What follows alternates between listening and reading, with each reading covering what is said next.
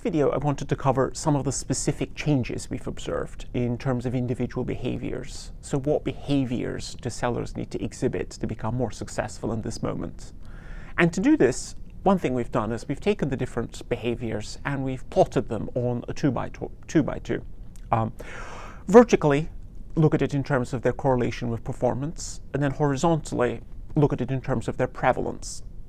And prevalence as in, if you were to look at a group of people, would you expect to see more people exhibit it or fewer people to see it? And what you'll see is we can then categorize the different behaviors in terms of this framework of gifts, graces, chores, and skills.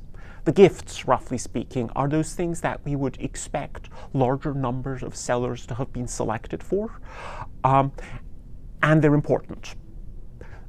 Odds are they will not be differentiating. Conversely, the skills are the things that are highly correlated with performance, but that are a little less common. Typically, those are the behaviors that make the largest difference. And so it was in 2020.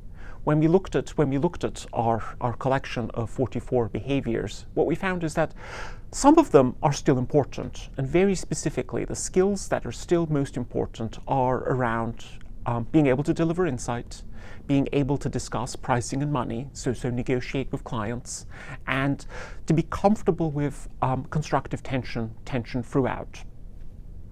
So again, in 2020, the selling environment might have changed, but fundamentally, the things that were important maybe changed less. One place where we did see a slight reduction in importance, interestingly, was around some of the behaviors around effort.